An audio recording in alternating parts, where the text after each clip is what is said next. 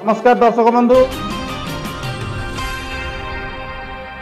अंत है 5 वर्षर अपेक्षा विराजिले रामलाला।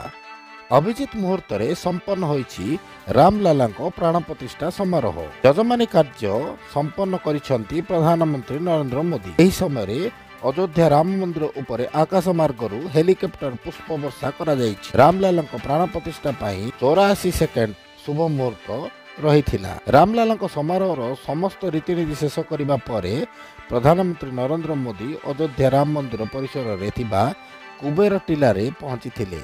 प्रधानमंत्री एठारे थिबा शिव मंदिर रे भगवान शिव को पूजा अर्चना करने सह जटायु मूर्ति उन्मोचन करिसेंती। राम मंदिर प्रतिष्ठा रे उत्सव मुखर सारा ओडिशा। आसंतु देखिबा ब्रह्मपुर सहर रे सद्भावनार सहित किपरि पालित होईछि रामलाला मंदिर प्रतिष्ठा उत्सव।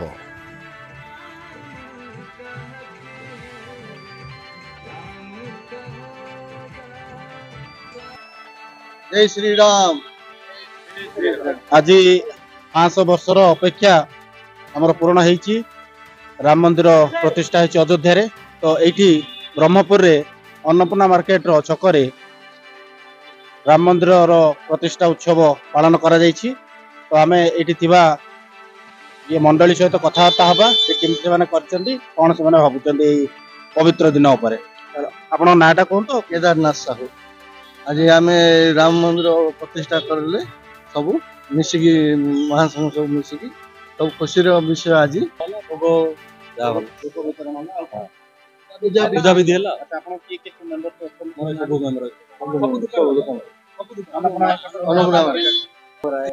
इसमें खुशी से और बढ़ के क्या चाहिए। सब आदमी खुशी से रहते हैं, सब मिलजुल के।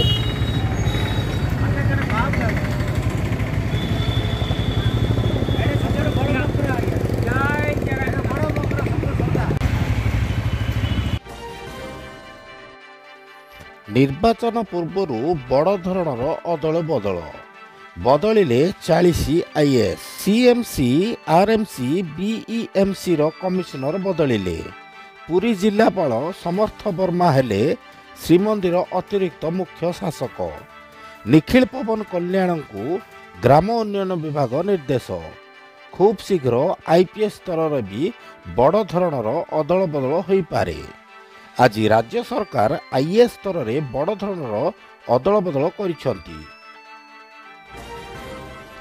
ब्रह्मपुर सुदूर सुकुंडा ग्राम स्थित अघरी मठरे अवस्थित चतुर्धा मूर्ति मंदिर ठारे अघरी मठ उन्नयन कमिटी पक्षरु अयोध्या ठारे प्रभु श्री राम प्राण प्रतिष्ठा उत्सवर अवसर रे महासमारोह रे हनुमान चालीसा कमिटीर सभापति भाषा तपस्वी त्रिनाथ महाराणा तत्वावधान रे उपसभापति अरुण कुमार सामल और संपादक मानस रंजन पाढ़ी, मदन पुरोहित, गिरिधारी राउल, गौरांग पाढ़ी, अभिमन्यु राउल और प्रफुल्ल कुमार साहू प्रमुख आयोजन करथिले।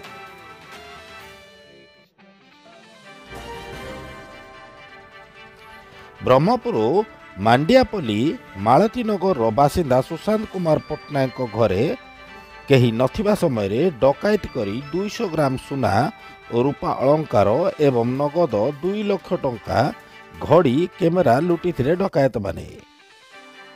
एथिपाई सदर एसडीपीओ एवं गोपालपुर आईआईसी और गोपालपुर पुलिस फोर्स एक टीम गठन करी अनुसंधान आरंभ करथिले।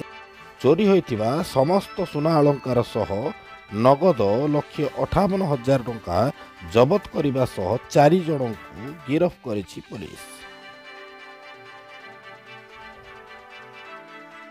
एवं जबत होइतिबा सुना अलंकार और नगद टंका को मालिकों को हस्तांतर करिछि ब्रह्मपुर पुलिस।